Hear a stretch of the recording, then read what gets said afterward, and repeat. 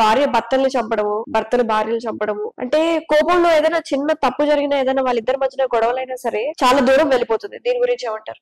ఈ మధ్య చాలా జరుగుతున్నాయి కదా, అది బ్రేకింగ్ న్యూసెన్స్ అంతా. అదే పైన పిల్లలను చంపేస్తున్నారు.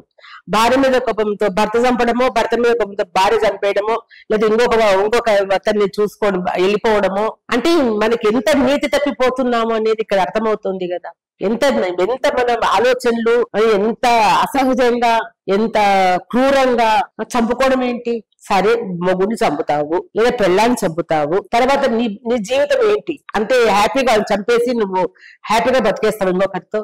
చట్టం అనేది ఉంది కదా. నువ్వు అక్కడ పోలీసులు చిక్కి నువ్వు జైల్లో పడేసి, నిన్ను ఆ కోర్టు చుట్టూ తిరిగి జైల్లో పడి నీ జీవితంలో ఒక 10 ఏళ్ళు 20 ఏళ్ళు జైల్లో గడిపితే నీ జీవితం ఒక్క క్షణం ఎందుకు ఆలోచించరు మీరు? నీకు చట్టాలు ఉన్నాయి, నీకు నచ్చకపోతే విడిపోయి బతకచ్చు, వెళ్ళిపోవచ్చు అక్కడి నుంచి. చంపుకోవడం ఎందుకు రావాలి? చంపుకోవడం ఏంటి? మీరు మనుషులా లేకుండా రాక్షసులా? అంత క్రూరత్వం ఎందుకు వస్తుంది మీ దగ్గర? అసలు చంపడం ఏంటి? చూసి ఒక దెబ్బ వేయాలంటే కూడా మనము ఇదిగా ఉండే ఆడవాళ్ళు. జనరల్ గా మగాళ్ళ కంటే ఆడవాళ్ళ మనస్తత్వం చాలా సున్నితంగా ఉంటుంది. మగాళ్ళ కంటే ఆడదే ఎక్కువ ప్రేమిస్తుంది, ఇష్టపడుతుంది. ఒక్కసారి ఆ మనుషుల్ని ఇష్టపడి ప్రేమించిందంటే జీవితాంతం కూడా గుర్తు పెట్టుంటారు. పువ్వు లాంటి ఆడది కత్తుల్లాగా మారారు ఇప్పుడు. ఎందుకు మారాల్సి వస్తుంది? దానివల్ల ఎవరు నష్టపోతున్నారు? ఒక క్షణం ఆలోచించండి. నిజమే, మీకు అక్కడ నచ్చని విధానము నచ్చడం, అక్కడ మీరు చాలా ఇది భరిస్తున్నారు. వెళ్ళిపోండి అక్కడి నుంచి. వెళ్ళిపోయి ఒక డైవర్స్ తీసుకోండి. బోల్డ్ చట్టాలు వచ్చాయి మనకి ఇప్పుడు ఆడవాళ్ళకి. డివోర్స్ కేసులు కూడా ఎక్కువ అవుతున్నాయి కదమ్మా. అవును, చాలా ఎక్కువ అవుతున్నాయి. ఎందుకంటే మనుషులు ప్రేమ, పెళ్ళి అనేది తాలిబొట్టు కడతాను ఒక బంధం అనేది ఏర్పడుతుంది ఆ మనిషితో. ఏర్పడినప్పుడు ఆ ప్రేమ కలిసి కొద్ది రోజులు, కనీసం ఒక 4 రోజులు అతనితో కలిసి నడిచినా కూడా ఒక అపేక్షను, ప్రేమ అనేది పుడుతుంది కదా. ఒకరినొకరు కూర్చుని ఏదైనా మన మధ్యలో గొడవ వచ్చింది, కూర్చొని మాట్లాడుకోండి, సమస్యను సాల్వ్ చేసుకోండి. నాకు లేదు, సాల్వ్ కావడం లేదు, సరే మనం ఇద్దరం విడిపోతాం, ఎంతకు మీరు బతకండి నా అంత నేను బతకను అనుకోవచ్చు. అంతవరకు కూడా వెళ్ళొద్దు. ఇప్పుడు ఎంత దూరం వెళ్ళినా కూడా ఎండమావులే జీవితంలో. ఎక్కడైనా కూడా ఎక్కడ కూడా నీకు ప్రేమ దొరకదు, మర్యాద దొరకదు, ఆ భద్రతా భావం దొరకదు, ఇవన్నీ ఉండవు. అట్లాంటప్పుడు నువ్వు దాన్ని ఎక్కడో పోయి ఎవరితో నువ్వు హింసపడేదానికంటే కట్టుకున్న మొగుడి దగ్గర, కట్టుకున్న భార్య దగ్గర ఒకరొకరు మనసు మాట్లాడుకొని సర్దుకొని జీవితం సాగించి పిల్లల్ని చక్కగా చేసుకోవచ్చు కదా. విడిపోయి తన్నుకొని చంపుకొని ఏం సాధిస్తాం మనం? తల్లిదండ్రులు చూపించిన అబ్బాయిని కావచ్చు, అమ్మాయిని కావచ్చు పెళ్లి చేసుకుంటారు సంతోషంగా. అప్పుడు పెళ్లి చేసుకున్న తర్వాత రీసెంట్ గా ఒక దాంట్లో చదివాను అనమాట, పాత లవర్ గుర్తొచ్చారని చెప్పేసి వీళ్ళతో గొడవ పెట్టుకొని విడాకులు తీసుకొని వాళ్ళతోటి మళ్ళీ ప్రేమాయాణం స్టార్ట్ చేయడం. ఇక్కడ అంటే నాకంతా అనుభవం కాదు కానీ ఏమనిపిస్తుందంటే వాళ్ళల్లో ఇద్దరిలో ఎక్కడో ఏదో కొరబడి ఉంటది. అతని దగ్గర నుంచి ఈమెకు కావాల్సినది దొరకపోవచ్చు. ఇప్పుడు సర్దుకోవాలని చూస్తారు ఎవరైనా కూడా. విడిపోవాలని, వెళ్ళిపోవాలి, వేరే వాళ్ళతోనే ఉండదు. ఒకసారి కాలు బయట పెడితే ఆడవాళ్ళ మర్యాద ఎంతవరకు ఉంటుంది మనకు తెలుసు. కానీ అక్కడ ఈమె అనుకున్నంత ఇది అతని దగ్గర దొరకనప్పుడు, ఇప్పుడు ఎవరికైనా మనం ఇక్కడ ఏది దొరకకపోతే ఇంకోసారి వెతుక్కుంటాం కదా. అంటే ఎక్స్పెక్టేషన్స్ అంటారా? అంతే. అసలు ఎంతవరకు ఉండాలి ప్రతి మనిషికి ఎక్స్పెక్టేషన్స్? మించినంత వరకు అంతే, దాటద్దు, లిమిట్ దాటద్దు. ఏది లిమిట్, ఏది కూడా ఏదైనా సరే లిమిట్ దాటినా, అత్యాశకు పోయినా, ఉండాల్సిన దానికి ఎక్కువ కావాలనుకున్నా అక్కడే స్టార్ట్ అవుతుంది మన పతనం. అక్కడే ఏదైనా కూడా ఏది లిమిట్ గా ఉండటము, మనకు కావాల్సిన విధంగా బతకడము, దాంట్లో ఉండే సంతోషము దీనిలో రాదు. నువ్వు ఏది పోయినా కూడా అవసరాల కోసం పోవాల్సిందే, డబ్బు కోసం బతకాల్సిందే. ఆశ ఎక్కువ ఉందంటే డబ్బు కావాలనుకున్నావు, నువ్వు ఎక్కువ లగ్జరీగా బతకాలంటే డబ్బు కావాలి. డబ్బు కావాలంటే ఏం చేయాలి? ఉద్యోగం చేస్తావు, ఇంకొకటి చేస్తావు, వెళ్ళాలి, పరిగెత్తాలి, తప్పదు. నువ్వు ఆ పరుగుల జీవితంలో నువ్వు ప్రశాంతత ఎక్కడ ఉంటుంది? నీకు ఎప్పుడు ప్రశాంతతను కోల్పోతావు, ఆరోగ్యంగా పోతుంది, అన్ని వచ్చేస్తాయి దాంట్లో. ఇంకా ఏది లిమిట్ గా ఉండడము, లిమిట్ గా ఆలోచించుకోవడం, లిమిట్ గా కావాలనుకోవడము, దాంట్లో ఉన్నంత ఇది ఏది ఉండదు కదా. ఒక మంచి ఎగ్జాంపుల్ చెప్పండి అమ్మా, ఎక్స్పెక్టేషన్స్ కి ఎంత వరకు ఉండాలి ఆపోజిట్ పర్సన్ మీద? అంటే ఏ భార్య కావచ్చు, భర్త కావచ్చు, పెళ్లి అయిన తర్వాత ఏం కోరుకుంటాం మేము దగ్గర నుంచి? ఒక ప్రేమ, ఆప్యాయత, టైము, సెక్యూరిటీ, ఇవన్నీ కోరుకుంటారు. అదేం పెద్ద ఎక్కువ ఏం కాదు. డబ్బనుకో ఎక్కువ అత్యాశగా డబ్బు కావాలని కోరుకుంటే అది అత్యాశ అవుతుంది. దీనికి లిమిట్ లేదు. కానీ కుటుంబ సభ్యులతో సహా ఒక్క భర్త నాకే కావాలంతా, వాళ్ళ అమ్మని చూడొద్దు, వాళ్ళ అక్కని చూడొద్దు, నాన్నని చూడవద్దు, అక్కడ స్టార్ట్ అవుతుంది. మళ్ళా నీకంటే ముందున్నారు కదా వాళ్ళు అక్కడ. అనేటప్పుడు నువ్వు నీకెంత కావాలో అంత తీసుకో, ఏదైనా మనకి ఎంత కావాలో అంతే ఉంటే బాగుంటది. ఇప్పుడు కడుపు నిండిన తర్వాత తింటాము, అతిగా తింటే ఏమవుతుంది? ఏదైనా అంత అతి ఎక్కువైందంటే ఏదైనా కూడా అట్లనే అవుతుంది. మరి లిమిట్ ఉండాలి దేనికైనా కూడా. అంటే భార్యాభర్తల ప్రేమకు లిమిట్ అని నేను అంటలేదు. నీకు కావాల్సిన ప్రేమ నువ్వు కోరుకోవడంలో అతను ఇవ్వడంలో ఏం తప్పు లేదు. అది భార్యాభర్తల బంధం, అది దానికి ఏమి కొలతలు ఉండవు. ఇంతే ప్రేమించాలా, ఇంతే చూసుకోవాలా అని ఎట్లా అంటాం మనము? కాబట్టి ఒకరినొకరు అర్థం చేసుకోవాలా, అంతే. అర్థం చేసుకొని బతికితే అన్ని అడ్జస్ట్మెంట్లే అవుతాయి. అన్ని కూడా అర్థం లేనప్పుడే కదా ఎక్కువ కోరుకున్నారు అనుకో వాళ్ళ దగ్గర నుంచి, నువ్వు ఇంకా అతిగా కోరుకున్నావు అనుకో, అది దొరకకపోవచ్చు నీకు.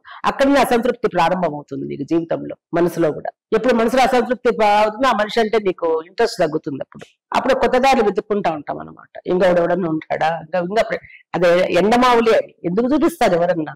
ఓకే, సో పేరెంటింగ్ విషయానికి వస్తే బేసిక్ పేరెంటింగ్ స్ట్రాటజీస్ ఏం ఫాలో అవ్వాలమ్మా? ఒకప్పుడు పేరెంటింగ్ వేరు, ఒక 20 years బ్యాక్ పేరెంట్స్ చూసుకునే విధానం కావచ్చు. మీరు ఒక ఎగ్జాంపుల్ చెప్తూ ఉంటారు, పిల్లవాడు కావచ్చు, అమ్మాయి కావచ్చు, ఏడుస్తుంది, బాధపడుతుంది అంటే తల్లి కొంగు తీసి తుడిచి అమ్మ కొంగు ఉండేది. ఇప్పుడు అమ్మ కొంగు లేదు కదా. అదే, సో ఏం చెప్తారు బేసిక్ పేరెంటింగ్ రూల్స్ ఏం చెప్తారు? బేసిక్ అని తల్లి ప్రేమకు కొలతలేముంటాయి, కొలతలేముండదు తల్లి ప్రేమకు. అసలు ఇంకా పిల్లలు పుట్టిన దాకా కడుపులో ఉన్నప్పటి నుంచే జాగ్రత్త మొదలవుతుంది. బిడ్డల్ని ఎలా పెంచాలా, ఎట్లా చూసుకోవాలి, డెలివరీ అయిన వరకు పిల్లల్ని ఎలా చూసుకోవాలి, తను ఏ జాగ్రత్తలు తీసుకోవాలి, కడుపుతో ఉన్న ఇప్పుడే తల్లి జాగ్రత్త మొదలవుతుంది పిల్లల మీద. పుట్టిన తర్వాత వాళ్ళని పెంచడంలో కూడా ఉంటది. తర్వాత ఇంకా అక్కడి నుంచి స్కూల్కి పంపడము అది ఇది స్టార్ట్ అవుతుంది. కానీ ఏం చేసినా కూడాను పిల్లలకు తల్లిదండ్రులు టైం ఇవ్వాలి, వాళ్ళతో కూర్చొని మాట్లాడాలి, కలిసి భోంచేయాలి, వాళ్ళతో కూర్చొని మాట్లాడాలా, కలిసి భోంచేయాలా, వాళ్ళు ఏం చదువుతున్నారు, ఏం చేస్తున్నారు అనేది ఒక కన్వేస్ చూస్తూ ఉండాలి. మన టైంని వాళ్ళకి ఇవ్వాలి కొద్దిగా. ఇప్పుడు తల్లిదండ్రులకు టైం లేదు పిల్లలతో మాట్లాడడానికి. దాంట్లో స్కూల్ పోతే అక్కడ వాళ్ళు సావగొడతారు, చదువు చదువు చదువు అని. ఇంటికి వచ్చిన నుంచి వీళ్ళు సావగొడతారు, చదువు ఏంగా 99 ఎందుకు వచ్చింది నీకు, 100 ఎందుకు రాలేదు నీకు, నెక్స్ట్ మళ్ళా 100 రావాల్సిందే నీకు అనే తల్లిదండ్రులే 99% ఉన్నారు. అప్పుడు ఏమవుతుంది అక్కడ పిల్లవాడి మైండ్? పిల్లలు తల్లిదండ్రులతో ఏది పంచుకోరు. ఎంతసేపు చదువు, స్కూల్కి పోతే చదువు చదువు చదువు చదువు తప్ప వాళ్ళకి ప్రపంచ జ్ఞానం వేరే. ముందు గురుకులాలకు పంపేటోళ్ళు అక్కడ, అంతకుముందు అప్పుడు కాలంలో చెప్తున్నాను నేను. వాళ్ళకి మొత్తం తెలిసి వచ్చేది వాళ్ళ పిల్లలు. గురువు గారు అంత ప్రతి పని చేయించేవాళ్ళు వాళ్ళతోటి, ప్రతి పని కూడా చేయిస్తారు వాళ్ళతోటి. అక్కడ అక్కడ కట్టెలేరు రావడం దగ్గర నుంచి చేసేవాళ్ళు. రాజు కొడుకు కానీ, మంత్రి కొడుకు కానీ, ఎవరైనా కానీ అలా వెళ్ళిపోయి అడవులకు పోయి పూల రావడము, పూలు తీసుకురావడము, పూజ చేయించడము, భగవంతుడి దగ్గర తీసుకెళ్లి ఆత్మాత్మకంగా చూపించడం, ఇవన్నీ ఇప్పుడు బేసిక్ పిల్లలకి నాలెడ్జ్ లేకుండా పెంచుతున్నారు. ఏ నాలెడ్జ్ లేదు. మన ఓల్డేజ్ హోమ్ నడుపుతాం కదా, ఒక సాఫ్ట్వేర్ ఇంజనీర్ పిల్లలు తీసుకుని వచ్చాడు. ఆయన చెప్తున్నాడు అనమాట, పిల్లలకు ఏమి తెలియకుండా పోతుందమ్మా, బియ్యము ఎక్కడి నుంచి వస్తాయంటే బస్తాల నుంచి వస్తాయంటున్నాడు వాడు. పండుతాయో తెలియదు. పాలు ఎక్కడి నుంచి వస్తాయంటే ప్యాకెట్ లో నుంచి.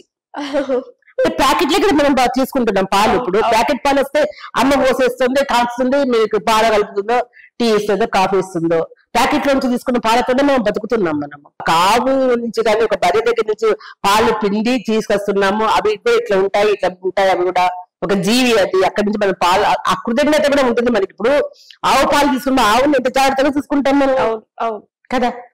అది ఎక్కడి నుంచి మనకి ప్యాకెట్ నుంచి జాగ్రత్తగా అది తుంచి పారేసి చెత్తలో పడేసడం తెలుసు మనకి ప్యాకెట్ ని.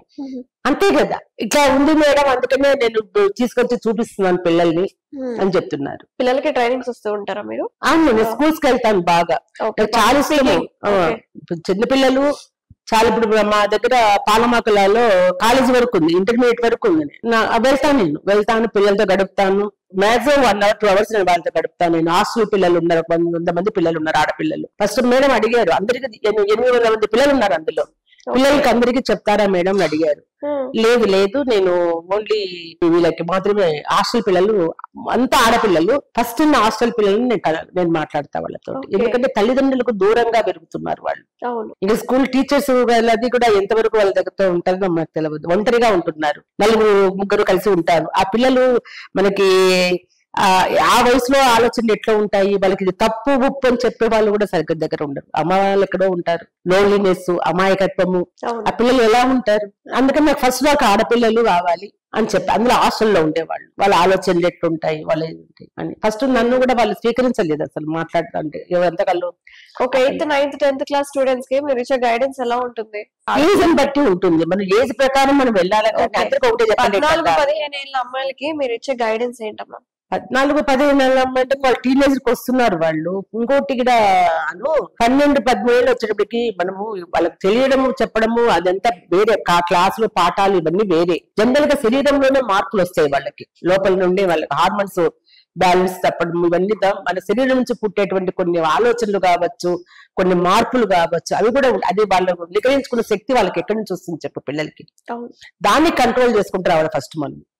ఓకే, ఆ ఏజ్ పిల్లలు ఫస్ట్ అది ముఖ్యం. వాళ్ళు చాలా వింటారు పిల్లలు. నేను చూస్తున్నాను కదా, ఫస్ట్ రోజు వాళ్ళకి తెలియదు, ఏదో అనుకున్నారు.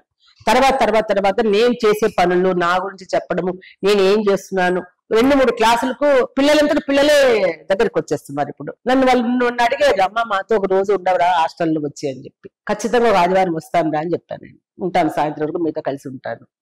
మనం ఇట్లా వాళ్ళతో ఉన్నప్పుడు ఇంట్లో తల్లిదండ్రులు, టీచర్స్ చెప్తే కూడా వినని విషయాలు కూడా మనం చెప్తే వింటారు వాళ్ళు. అవును, అంటే ఒక దగ్గరతనం వస్తుంది వాళ్ళకి. వాళ్ళ ఆలోచన, మనము వాళ్ళ దగ్గరికి వెళ్ళాలి, వాళ్ళు మన మాట వినాలంటే ముందు వాళ్ళ మాట వినాలి. మనం వాళ్ళ ఏజ్ లోకి వెళ్ళాలి, మనం వాళ్ళతో ఒక ఫ్రెండ్ లాగా ఉండాలి. అప్పుడు వాళ్ళు మనసు విప్పుతారు వాళ్ళు. అది పేరెంట్స్ అయినా ఎవరైనా సరే, టీచర్స్ అయినా.